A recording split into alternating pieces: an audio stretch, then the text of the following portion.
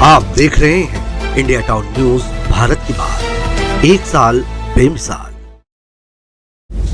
जय जोहार, नमस्कार, स्वागत है आपका इंडिया टाउन न्यूज के खास बुलेटिन हमर मयारू संस्कार धानी में और मैं हूं आपके साथ प्रगति ठाकुर। चलिए बुलेटिन की शुरुआत करने से पहले एक नजर डालते हैं आज की सुर्खियों पर। डीजे पर हाई कोर्ट का आदेश, कानफोड़ू आवास पर कोर्ट का चाबुक, डीजे की चुपती ध्वनि से मिलेगी राहत, प्रशासन पर होगी अब बड़ी जिम्मेदारी।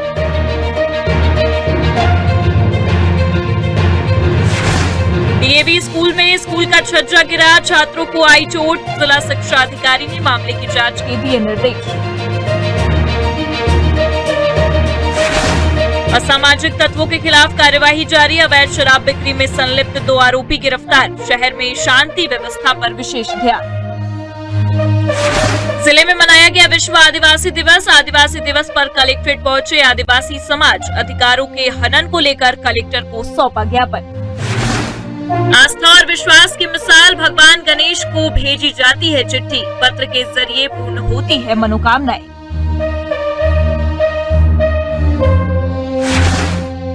मवेशी तस्करों के खिलाफ हुई छापेमार कार्रवाई, मवेशियों से भरे 3 वाहन पुलिस ने किए जब्त, 80 से ज्यादा मवेशियों को कराया गया मुक्त। क्षेत्र में शराब की अवैध बिक्री जोरों पर, कांग्रेस द्वारा प्रेस कॉन्फ्रेंस का आयोजन, प्रशासन पर लगाए गंभीर आरोप।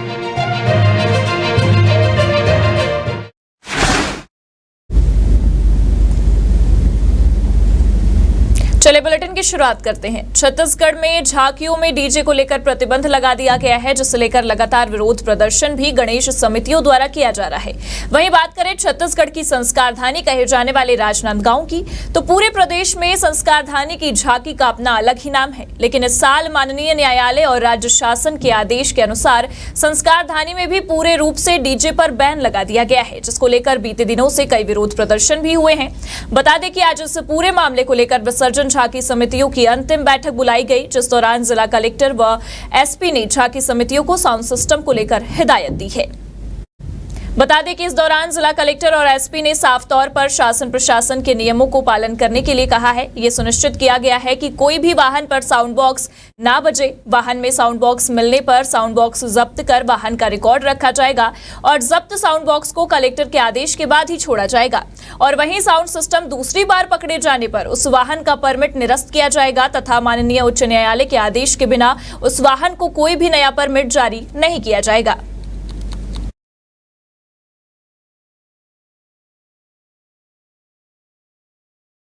आगामी गणपति विसर्जन को लेके राजनांदगांव जिले शहर के लिए करीब 700 का बल पूरी व्यवस्था में लगाया जाएगा और हर बार की तरह जो पूरा रूट है उस पर पूरा प्रॉपर चाक चौबंद रहेगा।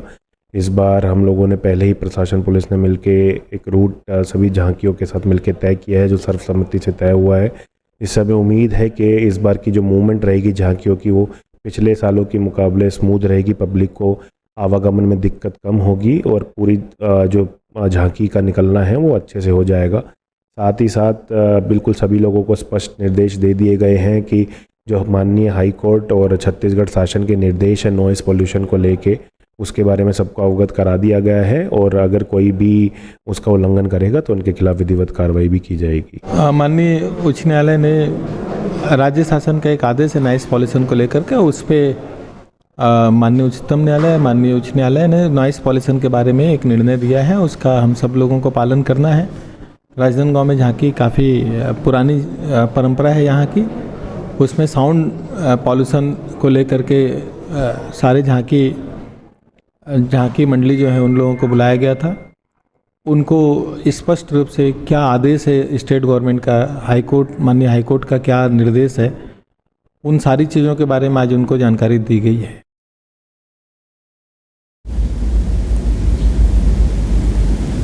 बढ़ते हैं अगली खबर की ओर। लगातार बढ़ रहे शराब के अवैध कारोबार व जिले में खुलने जा रहे सीमेंट प्लांट के विरोध में जिला कांग्रेस कमेटी, जिला युवा कांग्रेस व जिला एनएसयूआई के संयुक्त तत्वाधान में पत्रकार वार्ता आयोजित की गई।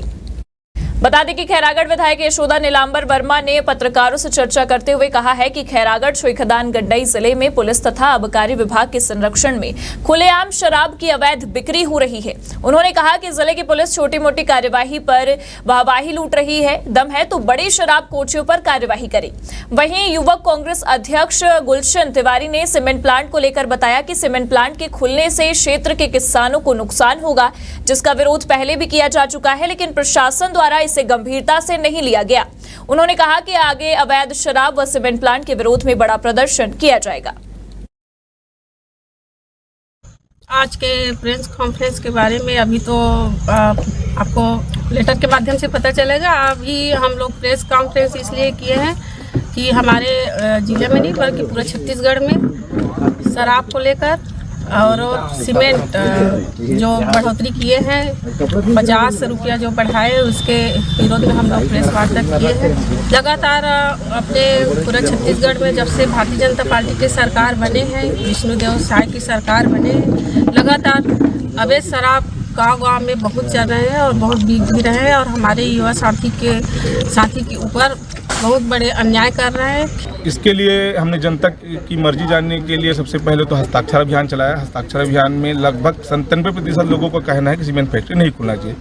जो जिसका जमीन प्रभावित है वो खुद जमीन अगर सरकार को नहीं बेचना चाहता है तो सरकार कैसे खोलेगी वहाँ पर? जनता की मर्जी के विरुद्ध अगर सीमेंट फैक्ट्री खुलेगी तो कांग्रेस पार्टी हमेशा जनता के मुद्दों के साथ लड़ते आई है और जनता के साथ ही रहेगी। खबर दुर्ग से है, जहां मवेशी तस्करों के खिलाफ छापेमार कार्रवाई की गई है। जहां छापेमारी के दौरान पुलिस ने 80 से अधिक मवेशियों को जब्त किया है, जिसके बाद सभी मवेशियों को चिकित्सीय जांच के बाद गौशाला में भेजा गया और पशु तस्करों के खिलाफ पशु क्रूरता के तहत कार्रवाई की गई है। बता दें, मुखबिर से मिली सूचना के बाद जिले में पुलिस ने मवेशी तस्करों के खिलाफ बड़ी कार्रवाई की है, जिसमें पुलिस ने मवेशियों से भरे 3 वाहनों को जब्त किया है। मामला भिलाई 3 थाना क्षेत्र का बताया जा रहा है, जहां परथरा गांव में पुलिस की टीम ने छापेमारी के दौरान 2 घरों से लगभग 80 मवेशियों को जब्त किया है। इन मवेशियों को बूचड़ खाने ले जाने की तैयारी की जा रही थी। पुलिस ने वाहन सहित मवेशियों को जब्त कर लिया, साथ ही पशु चिकित्सकों को बुलाकर मवेशियों की जाँच कराई है।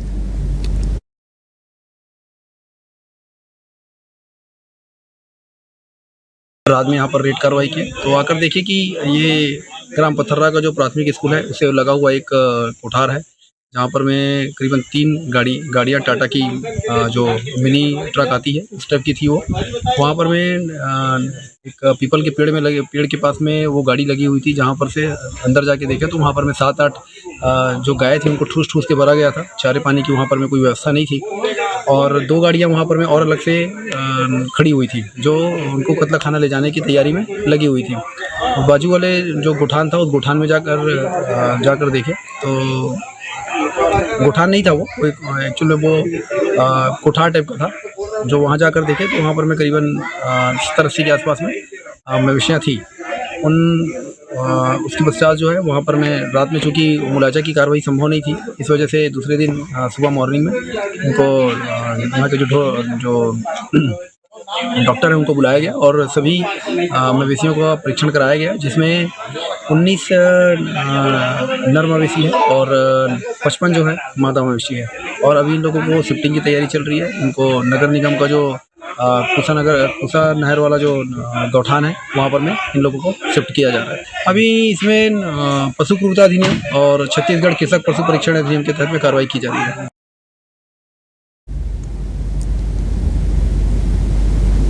देश भर में आस्था और विश्वास की कई अनोखी मिसाल मिलती है, लेकिन राजनांदगांव शहर में स्थित मिथिला धाम में विराजित गणेश मंदिर में भगवान गणेश की प्रतिमा सीधे पत्र के जरिए मनोकामनाओं को पूरा करती है। ये सिलसिला कई दशकों से चला आ रहा है। दरअसल आपको बता दें कि भक्त यहां अपनी मनोकामना को कागज में लिखकर लाल कपड़े में नारियल के साथ लपेटकर भगवान गणेश के चरणों में रख देते हैं। मिथिला धाम गणेश मंदिर में प्रत्येक बुधवार और महीने के प्रत्येक चतुर्थी को भक्त आकर भगवान को पत्र के माध्यम से अपनी मनोकामना पूर्ति करने की अर्जी देते हैं। ये परंपरा पिछले 27 सालों से जारी है। इसी विश्वास में अब भक्तों की संख्या बढ़ती ही जा रही है।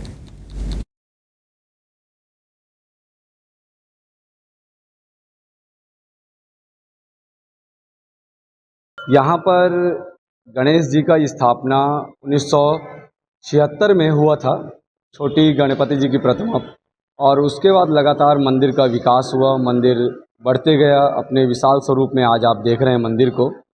उसके बाद लगभग 1997 से यहाँ पर आज 27 साल से लोग जो है सो अपने मनोकामना को पूर्ण करने के लिए आते हैं, गणपति जी का दर्शन करते हैं और दर्शन के पश्चात अपनी इच्छाओं को पत्र के माध्यम से गणपति जी को पत्र में लिखते हैं संदेश कि प्रभु हमारा यह इच्छा है, और एक श्रीफल के साथ में हल्दी, कुमकुम, सुपारी उसमें रख करके लाल कपड़ा में लपेट करके और गणपति जी को अर्पित करते हैं। और गणपति जी उनके पत्र को पढ़ते हैं, देखते हैं, सुनते हैं, समझते हैं और अपने भक्तों के कष्ट को निवारण करते हैं। राजनांदगांव में गणेश मंदिर जो है वो ऐतिहासिक है, क्योंकि ये भगवान की कृपा से ये मंदिर बना है। क्योंकि एक हाथी जो साधुओं के साथ आया था यहाँ पर, उसका जो है प्राणांत हो गया, और इसीलिए यहाँ पर गणेश मंदिर की स्थापना हुई। तो ये हम मानते हैं कि भगवान गणेश जी की ही इच्छा हुई कि मेरी मूर्ति यहाँ पर स्थापित की जाए।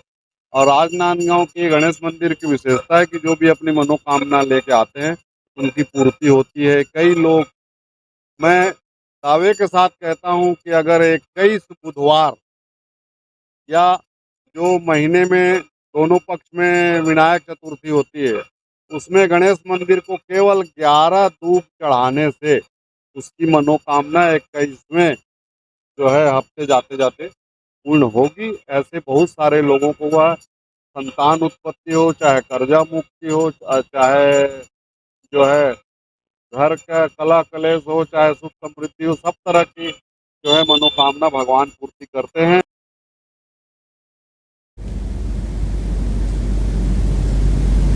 रुक करते हैं अगली खबर की ओर। अक्सर आपने देखा होगा कि देवी देवताओं पर चढ़ने वाले आस्था के फूल पूजा अर्चना के बाद नदी नाले में बहा दिए जाते हैं या फिर उसे फेंक दिया जाता है। लेकिन एक समिति ऐसी भी है जिस पर काम करने वाली महिलाएं उन फूलों को इकट्ठा करके धूप में सुखाती हैं, उससे अगरबत्ती बनाती हैं ताकि रोजगार भी मिल जाए और नदी नाले और तालाब प्रदूषित भी ना हो। बता दें, करीब 5 साल पहले हरियाली बहनों द्वारा एक नई पहल की शुरुआत की गई, जिसमें देवी देवताओं पर चढ़ाए जाने वाले आस्था के फूल से रोजगार देने की सूरत में हरियाली बहनों द्वारा गणेश समिति में जाकर आस्था के फूल को इकट्ठा किया जा रहा है। जमा हुए फूलों से अगरबत्ती बनाई जाएगी, जिससे हरियाली बहनों को रोजगार भी मिलेगा और नदी नाले और तालाब का पानी गंदा भी नहीं होगा। वर्तमान में हरियाली बहनों द्वारा गणेश समितियों में जाकर आस्था के फूल इकट्ठा किए जा रहे हैं। इसके अलावा लोगों में जागरूकता लाने के लिए एक रथ भी राजनांदगांव और आसपास ग्रामीण अंचलों में निकाला गया है, ताकि आम जनता को इसकी जानकारी मिल सके।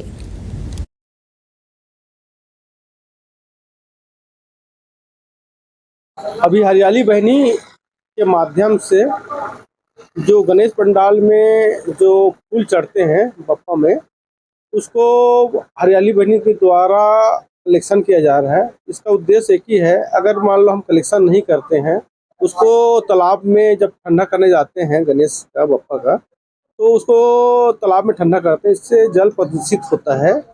हम यहाँ पर एक अनोखा टाइप का प्रयोग कर रहे हैं, जिसमें महिला हरियाली बहनी जो महिला है वो जाके गांव में, शहरों में, पंडाल में जाके वो आस्था के जो फूल है देवी देवता में चढ़ा हुआ फूल है उसको कलेक्शन करते हैं, और कलेक्शन करके वो अपने घरों में सुखाते हैं।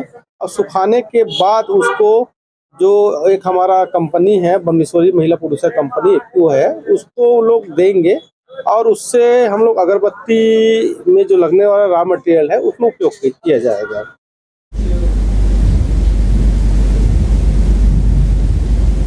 और इसी के साथ फिलहाल वक्त हो चुका है एक छोटे से ब्रेक का। देखते रहिए इंडिया टाउन न्यूज। अब खबर आपकी उंगलियों पर, खबरों से परे, हर खबर पर हमारा नजरिया।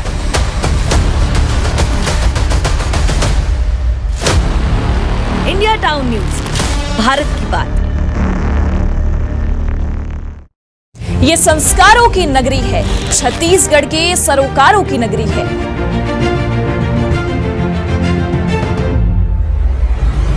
ये नगरी है रियासत की, ये नगरी है सियासत की।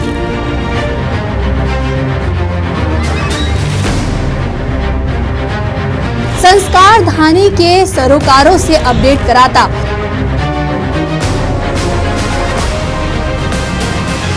इंडिया टाउन न्यूज का खास बुलेटिन।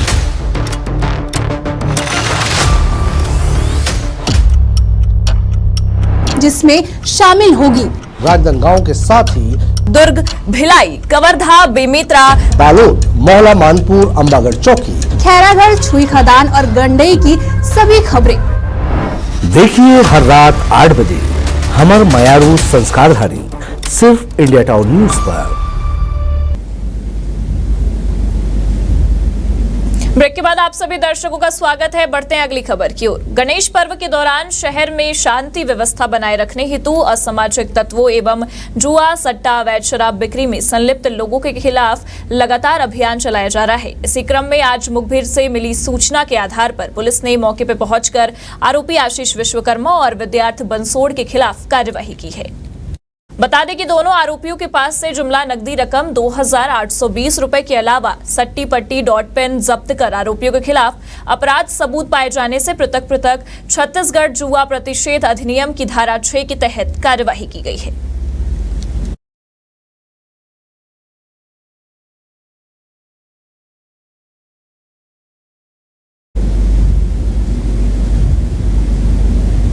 छत्तीसगढ़ के दुर्ग जिले से बड़ी खबर आपको बता रहे हैं, जहां भिलाई के सेक्टर 2 डीएवी स्कूल में स्कूल की छत का प्लास्टर गिर गया, जिसमें 2 छात्रों को मामूली चोटें आई हैं। दोनों ही चौथी कक्षा के छात्र हैं। प्राप्त जानकारी के अनुसार जिनका नाम समर्थ और राघव बताया जा रहा है, दोनों ही छात्र क्लास में बैठकर पढ़ाई कर रहे थे। इसी बीच अचानक से क्लास की छत का प्लास्टर नीचे गिर गया।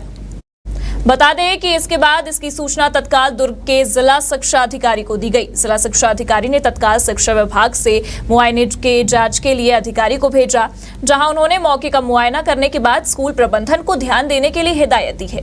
दोनों ही छात्रों को हाथ पर हल्की चोटें आई हैं। शुरुआती इलाज के बाद दोनों बच्चों को घर भेज दिया गया है। अब तक स्कूल प्रबंधन को कोई नोटिस जारी नहीं किया गया है। जिला शिक्षा अधिकारी के द्वारा स्कूल प्रबंधन से बात कर बिल्डिंग के रखरखाव के लिए ध्यान देने को कहा गया है।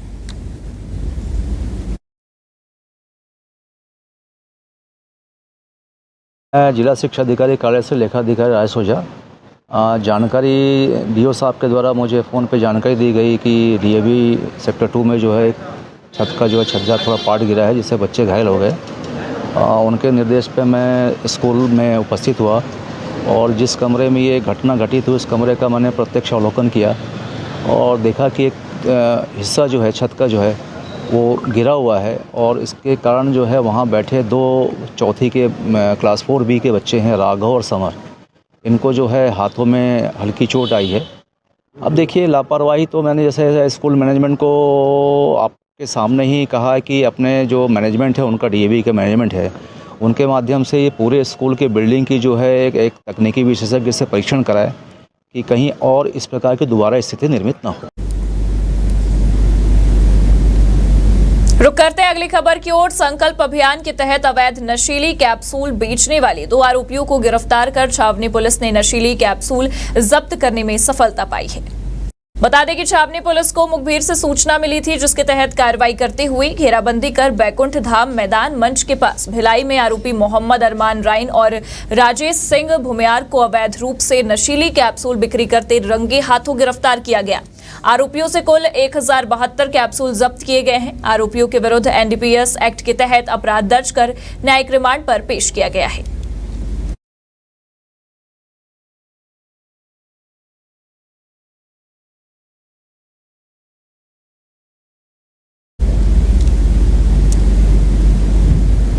खबर संस्कार धानी से है, जहां राजनांदगांव के समस्त आदिवासियों के द्वारा विश्व आदिवासी दिवस मनाया गया, जिसके तहत राजनांदगांव में कलेक्ट्रेट के सामने समस्त आदिवासी समाज उपस्थित हुए, जहां आदिवासी समाज के अध्यक्ष ने देश में आदिवासियों के पूर्ण अधिकारों के हनन को लेकर कलेक्टर को ज्ञापन सौंपा है। बता दें, आदिवासी समाज के अध्यक्ष ने देश में आदिवासियों से उनके पूर्ण अधिकार छीन जाने की बात कही। साथ ही डोंगरगढ़ बमलेश्वरी माता, जो आदिवासियों की देवी हैं, अभी तक बमलेश्वरी ट्रस्ट में एक भी आदिवासी के ना रहने का भी दावा करते हुए कलेक्टर के साथ मिलकर सैकड़ों एकड़ जमीन आदिवासियों से हड़पने के साथ सभी मामले को लेकर अनुसूचित जनजाति के मंत्री को कलेक्टर के माध्यम से ज्ञापन सौंपा गया है।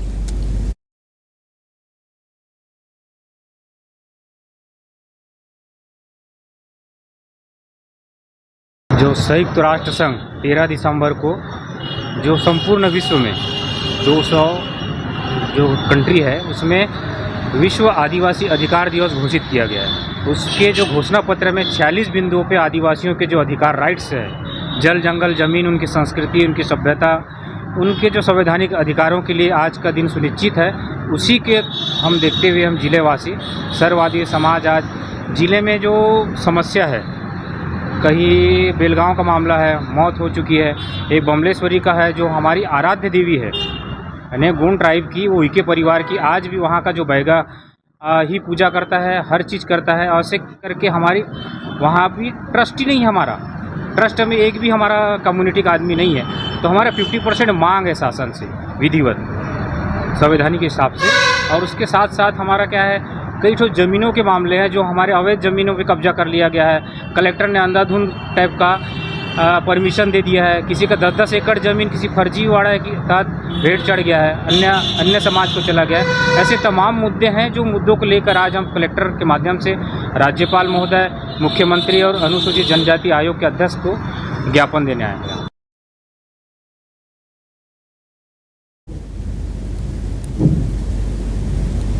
और इसी के साथ हमारे खास बुलेटिन हमर मयारू संस्कार धानी में फिलहाल इतना ही। देखते रहिए इंडिया टाउन न्यूज और मुझे दीजिए इजाजत। नमस्कार।